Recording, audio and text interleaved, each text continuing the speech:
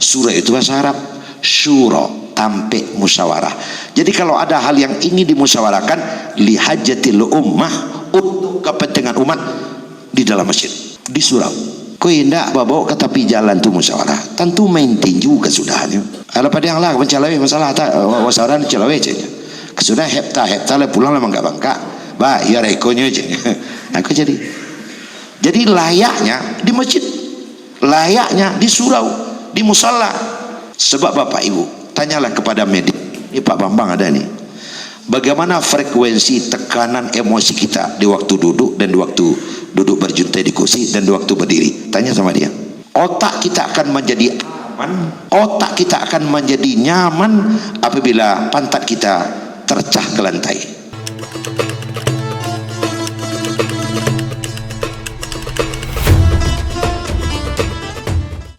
Sekarang kita masuk dulu kepada untuk memperteli bagaimana keberadaan kita sebagai manusia. Hampir sepakat para ahli tafsir, ya, itu kan banyak sekali ahli tafsir yang pernah saya baca. Kalaulah seandainya makhluk-makhluk selain manusia itu dikumpulkan jadi satu, makhluk-makhluk lain dan jadi satu, kemudian yang sebelah lagi adalah manusia dengan sendirinya, kemudian makhluk selain manusia itu diikat menjadi satu, kemudian masuk karung di sebelah kanan, taruhlah sebelah kanan. Kemudian yang satu lagi manusia saja isi karung itu. Terus kita ikat ke satu kayu, ujung A dan ujung B. Lantas ditaruh di atas timbangan kayak timbangan emas atau lambang pengadilan agama itu. Itu akan sama beratnya. Bahkan bisa saja lebih berat manusia. Itulah label-label yang diterima oleh manusia dibanding dengan makhluk lain. Jadi berapa banyaknya itu? Bahkan ratusan. Tidak pernah kita bisa menghitung makhluk selain manusia. Setahu saya sampai hari ini jenis ikan saja belum bisa diketahui secara menyeluruh di dalam laut. Bahkan masih ada jenis-jenis ikan baru yang belum diketahui apa namanya jenis ikan itu, yang hanya hidup di dasar laut yang sangat dalam. Begitu ya di hutan, masih banyak binatang-binatang di hutan yang sampai hari ini belum ditemukan. Bahkan makanya setiap tahun itu ada saja jenis binatang baru ditemukan oleh manusia. Betapa banyaknya. Tapi semuanya itu dikumpulkan, bobot manusia tetap lebih berat dari itu. Nah, ini ditandai dengan apa? Ditandai dengan makhluk selain manusia itu diutus oleh Allah atau dijadikan oleh Allah ke bumi, itu langsung dilengkapi dengan perangkat tetap. Apa yang dimaksud dengan perangkat tetap? Dia hidup lalu dilepaskan saja lagi, sehingga kapan mau beranak, kapan mau berketurunan, lalu tinggal di mana, makan apa, itu sudah terpola dan sudah bergulir begitu saja. Namanya insting. Dan setiap saat itu tidak terjadi perubahan. Itu ke itu saja. Itu ke itu saja. Baik itu yang kita bilang negatif maupun yang bilang itu positif. Untuk lebih realnya begini. Tingkat kepandaian ayam sebelah apa? Tingkat kepandaian dan kepiawaian apa ayam 10 tahun yang lalu, bahkan 20 tahun yang lalu, itu sama dengan pak ayam zaman sekarang. Tidak pernah ada perubahan. Jadi dengan modernnya zaman, ayam tambah pandai lainnya tidak ada itu. Tetap sama. Apa yang dimiliki oleh singa 10 atau 20 tahun yang lalu, sampai hari ini singa tetap seperti itu. Tetap seperti itu. Jadi tidak pernah ada perubahan, sehingga perangkatnya itu tetap adanya. Bagaimana cara mencari makan 20 tahun yang lalu di dalam dunia beruk atau karo, sampai hari ini karo cara cari makannya tetap juga seperti itu. Cara makannya tetap seperti itu. Itu namanya insting. Dibawa semenjak dari lahir. Seperti itu. Ketika sapi beranak 10 tahun yang lalu baru keluar, dia langsung bisa cari susu. Sampai hari ini sapi juga demikian. Dan itu tidak pandang bulu mau lahir di Indonesia, di Amerika, di Asia ataupun di Eropa, di Australia, tetap seperti itu. Itu yang terjadi pada binatang-binatang lain. Nah, bagaimana dengan manusia? Manusia tidak. Manusia tidak dilengkapi dengan insting. Jadi manusia itu berubah, makanya manusia itu selalu berubah di dalam kehidupannya dengan perubahan yang tidak tertahankan gitu. Dengan perubahan yang tidak tertahankan. Sehingga kalau di dunia pendidikan, banyak kita yang dari pendidikan saya lihat di waktu PPDB, siswa baru tahun 2021 pasti berbeda dengan siswa PPDB tahun 2022, berbeda dengan 2023. Makanya setiap lembaga pendidikan itu per tahun itu harus ada lokakarya untuk membaca dan memantau itu perkembangan siswa barunya bagaimana. Karena dengan siswa baru itu juga sekaligus baru orang tuanya, mungkin baru tempat tinggalnya dan baru suasananya. Itu tidak bisa dibantah. Nah, hari ini kita seumur gini. Ya, saya tidak akan bertanya kita umur berapa. Seketika anak kita atau cucu kita seumur kita nanti, dia pasti beda dengan kita sekarang. Tidak sama.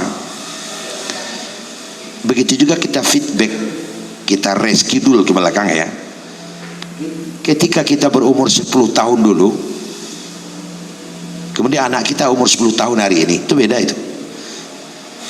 Tingkat apa saja, tingkat kemampuan kita 10 tahun yang lalu, di waktu kita berumur 10 tahun pada masa lalu, dibandingkan dengan anak kita umur 10 tahun hari ini, itu berbeda itu. Bahasa awaknya tambah cadia itu. Tambah cadia. Dan kecerdasan itu dipengaruhi oleh di mana hidup manusia itu makin lama makin bergerak ke depan.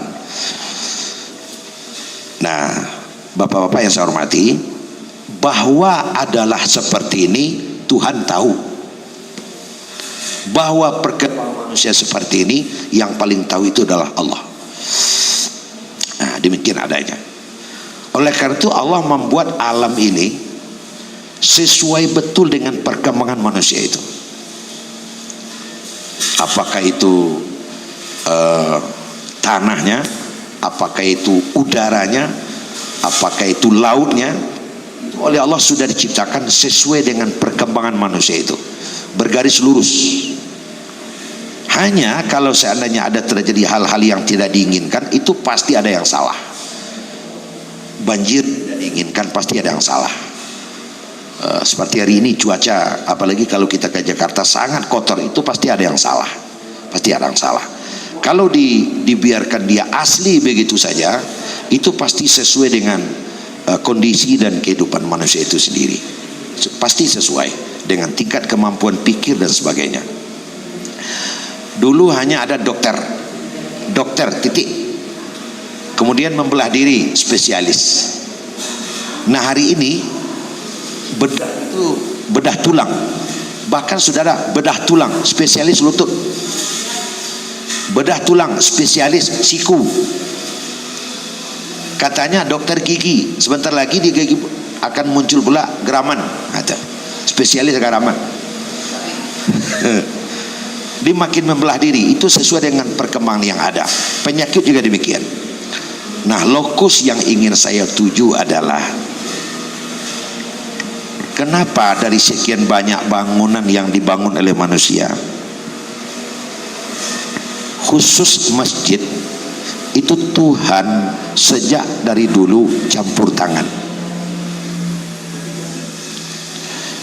Awalu baitin wudi'a lillas lalladzi bi Bakkah. Rumah pertama yang dibangun oleh manusia terdapat di Mekah, maksudnya Masjid Haram. Kantor wali kota tidak ada tersabi dalam Quran. Gedung olahraga tidak ada tersabi. Tapi masjid itu langsung oleh Al-Quran disebutkan. Kenapa begitu? Pasti ada sesuatu. Saya lihat itu. Ternyata bangunan masjid langsung dinukil di dalam Al-Quran. Rumah pertama yang dibangun untuk manusia adalah masjid. Itunya Masjid Haram. Artinya apa? Allah menciptakan manusia dengan cara atau gejala yang baru saja saya sebut tadi. Allah membangunkan masjid. Artinya masjid tidak bisa dipisahkan dari manusia. Itu artinya. Itu maknanya. Masjid tidak bisa dipisahkan dari kehidupan manusia. Artinya adalah seperti itu. Awalu baitin wudi'a linnasi lilladzi bi Bakkah mukarrah. Rumah pertama yang dibangun untuk manusia adalah terdapat di Makkah, namanya Masjid Haram. Jadi tidak bisa dipisahkan masjid itu dari kehidupan manusia. Itu poin pertama. Poin yang kedua, yang tidak bisa dipisahkan dari kehidupan manusia adalah makan. Makan tidak bisa dipisahkan dari kehidupan manusia. Kalau tidak makan pasti tidak hidup. Maka makan adalah sesuatu keniscayaan di dalam hidup. Makan kalau kita perteli kepada bahasa lain, ya mungkin tempat bekerja lah. Tempat bekerja untuk mencari makan, itu tidak bisa dipisahkan. Kemudian ketiga, apa lagi yang tidak bisa dipisahkan dari kehidupan manusia? Tempat tidur. Tempat bekerja dan tempat tidur. Artinya kita dapat tiga: rumah, ladang, masjid. Rumah, sawah, masjid. Jadi ketiga ini adalah sesuatu yang vital dalam kehidupan manusia. Ada rumahnya, ada sawahnya, ada masjidnya. Kalau kita bawa kepada bahasa lain, identitas kehidupan seorang muslim, dia harus beralih di tiga sisi ini saja. Jelas rumahnya, jelas masjidnya, jelaslah sawahnya. Tidak bisa kurang seleci. Tidak berumah kan bisa? Nggak bisa. Nggak bersawah, lebih tak bisa lagi.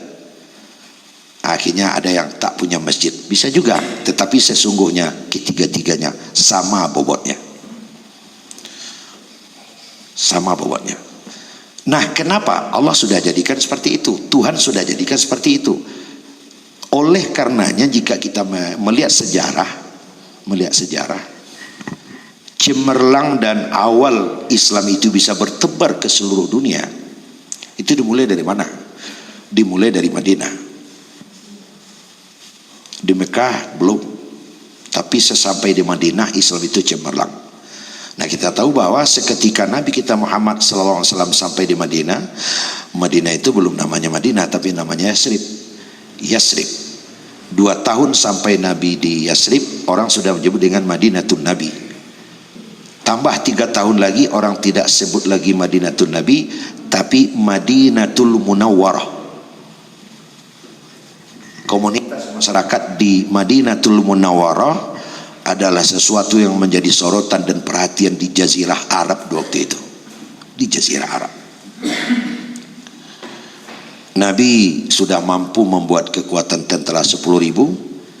Kemudian ekonomi sudah bagus, kehidupan sosial kemasyarakatan tidak perlu dipertanyakan lagi.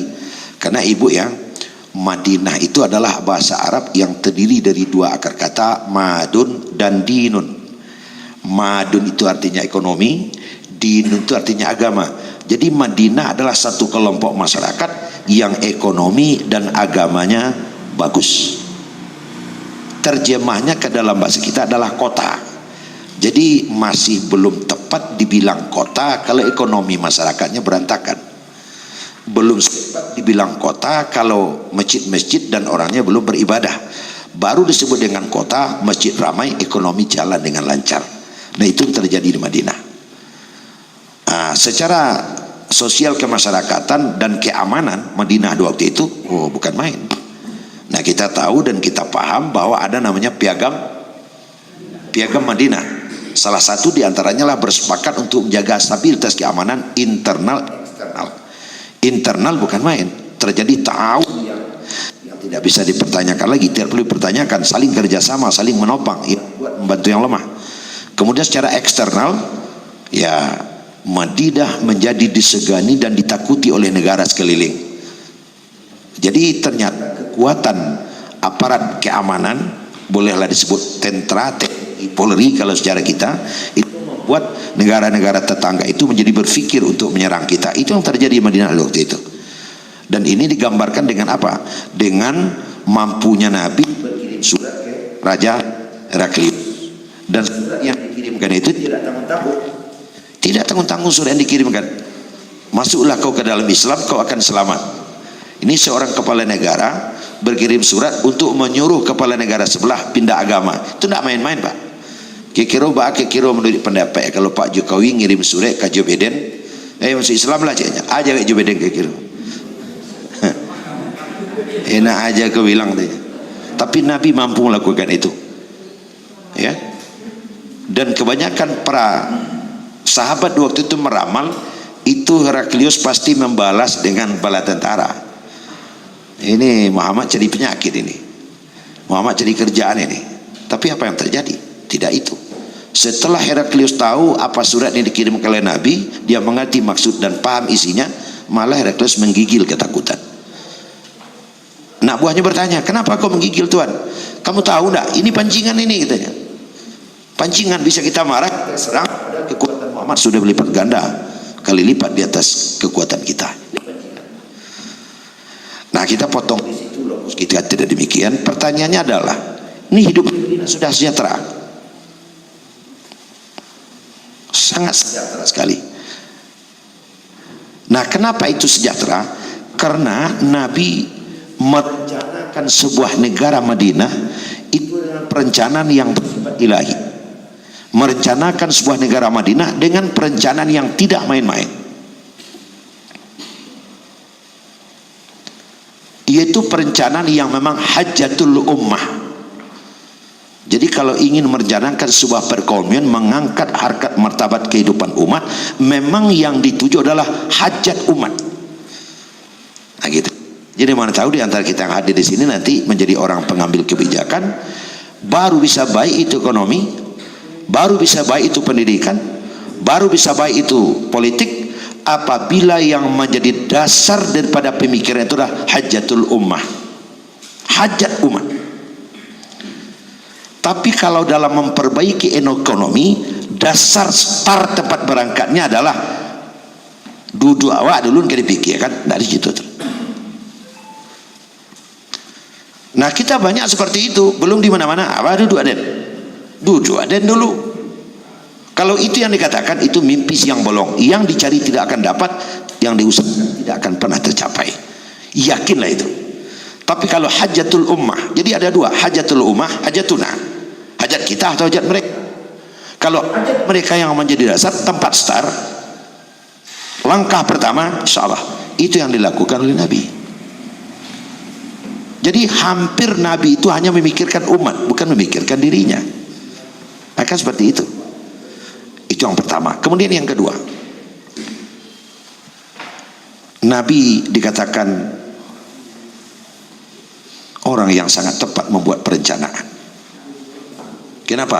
Karena Nabi memilih tempat yang tepat, suasana yang tepat, kondisi yang tepat untuk mengatur sebuah negara. Lalu di mana diatur oleh Nabi? Di masjid. Di masjid. Saya ulang lagi, di masjid. Karena Nabi sampai di Madinah itu 12 Rabiul Awwal. Hari Selasa, Rabu, Kamis, Jumat langsung Nabi mendirikan masjid. Coba baca sirah Nabawiyah. Kenapa masjid yang dibangun oleh Rasulullah pertama kali? Karena Rasul ingin membangun sebuah negara superpower, harus dimulai dari masjid. Jadi kita di Padang Panjang sudah punya Islamic Center, artinya infrastruktur sudah ada, tinggal membangun ini lagi. Bagaimana roh kota itu memancar dari masjid? Kalau dari gedung olahraga lain yang dipancarkannya. Jadi memancar dari masjid ini, itu yang dilakukan oleh Rasulullah. Jadi maqam terbiyah, maqam iktisadiyah, maqam musyawarah, maqam ibadah, itu memancar dari masjid. Kalau sudah memancar dari masjid, itu sudah aman. Jadi yang didirikan oleh pertama kali oleh Nabi adalah masjid. Jadi kalau kita nanti jadi developer, bikin perumahan, masa jibe loh. Saya pernah khutbah di mana ya? Di Masjid Baru Nurul Yakin. Saya sampaikan begini, Kalau kita rakit sebuah pertanyaan, kenapa Rasul mendirikan masjid dulu? Begini, kalau hajatul ummah, membangun umat, kita harus lepaskan kepentingan yang tidak umat. Jadi kepentingannya harus umat. Bagaimana caranya untuk melepaskan kepentingan yang tidak kepentingan umat? Buang label. Mari kita duduk bersama, kemudian kita bermusyawarah dengan membuang label. Yang paling payah dalam hidupku kan label. Angka cesiaran, itulah kamu gambar tu. Itunya ketek pada waktu. Tentulah lewat berdirinya. Itu adalah embrio tidak tercapainya tujuan. Kalaulah sampai kecilnya siapa kan? Itulah kamu gambar tu. Saya ingin bertanya sama ibu, sama bapak sekalian. Ini kan kita acara di sini. Kadang ada merek di depan itu. Wali kota, kan itu? Ketua DPRD. Saleh. Ketua itu. Kemenak. Ya. Kan dibuat itu. Agar jangan nanti berebut kursi, kan gitu. Karena di antara yang paling kacau dalam hidup berebut kursi. Kita tahu enggak, label itu yang penyakit itu. Itu penyakit. Selagi label itu dipertahankan, maka selagi itu pula kita mempertahankan ketimpangan. Kan ketimpangan. Oh, ternyata yang boleh duduk di situ wali kota. Oh, ternyata yang boleh duduk di situ kemenak. Ternyata tempat duduk saya cuma di sini. Kita dalam hidup ikan mencari tempat duduk ini, mencari kursi, Bapak. Orang menemukan jadi kursi. Maka duduklah kita di tempat duduk kita, kan seperti itu. Apabila kita sudah duduk di tempat duduk kita, ya everything never mind. Ya, silakan Pak. Kadang kita salah mencari tempat duduk, kan itu yang berbahaya. Nah sekarang, kenapa oleh Nabi pertama kali? Karena satu-satunya tempat di dunia, kita bicara secara Islam, satu-satunya tempat di dunia yang apabila kita sudah masuk ke dalamnya tidak ada label lagi, adalah masjid.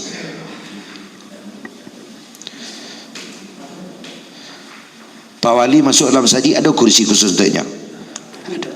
Pak Kemenak duduk dalam masjid, ada kursi khusus? Tidak ada.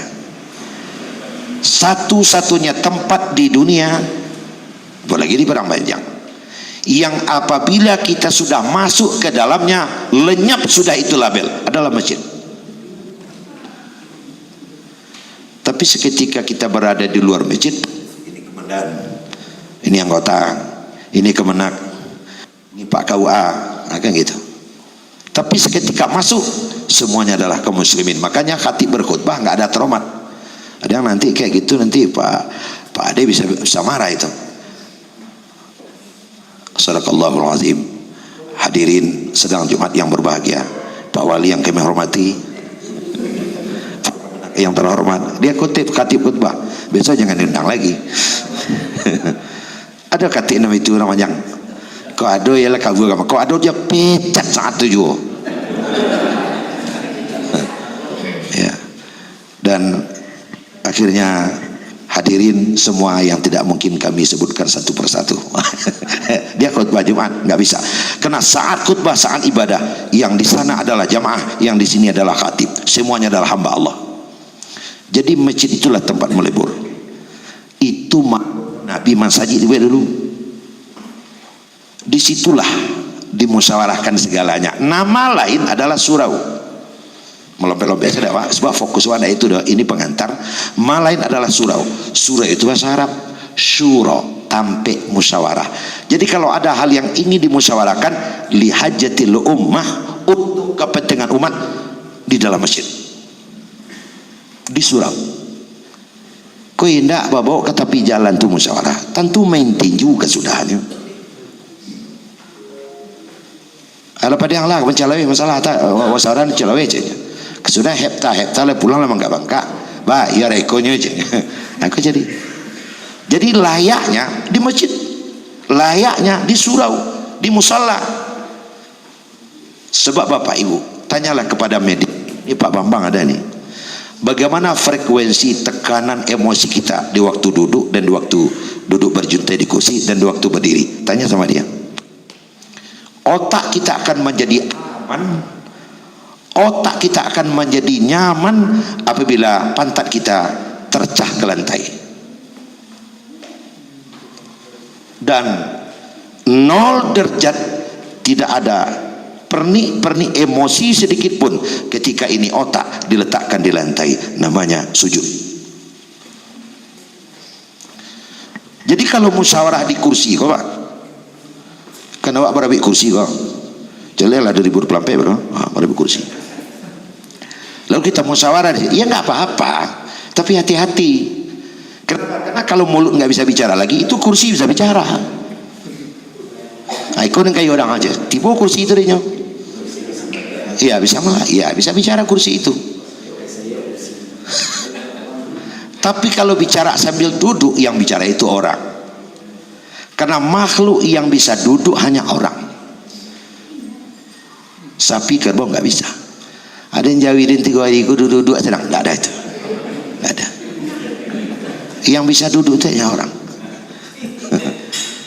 Kalau itu kerbau hanya 2 saja, tidur berdiri. Kalau kita punya duduk, karena bermusyawarah adalah duduk. Itu berada di masjid, kepalanya dingin. Itu poin pertama itu. Poin yang kedua, ada emosi, ya nggak bisa, harus berdiri dulu, ambil jurus dulu. Akhirnya orang sudah lari, nggak jadi apa-apa terjadi. Tapi kalau sedang tagak kan tinggal bala buah kan yang kakak tinggal bala buah saya tinju ke telinga oleh tang aja. Apalagi sedang tagak tiba tumi ini muncul. Tapi kalau sambil berdiri masih sambil duduk masih banyak kerjaan. Tapi bukan itu. Dengan di masjid, ya dengan di masjid. Saya ada punya buku di rumah, tapi kalau ada yang minjam sewa ya, sewa. Nah bukunya itu rahasia wudhu. Kenapa kita disuruh berwudu?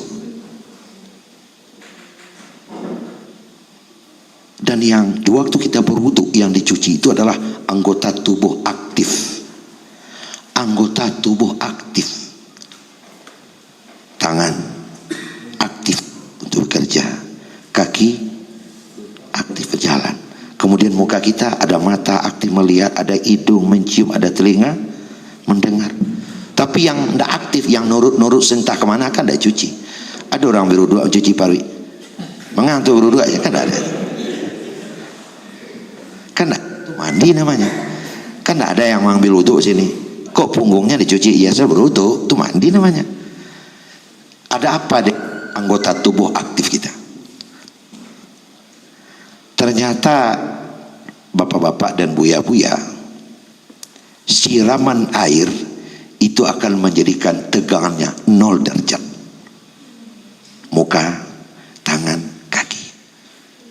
Jadi orang nanda aduh kane de ayu wudu mulai dari pagi sampai sore itu pakai tasdid ya, berbahaya pakai tasdid itu. Ya. Jadi tidak berbahaya, tapi ada tasdidnya berbahaya. Artinya bahayanya 2 kali lipat.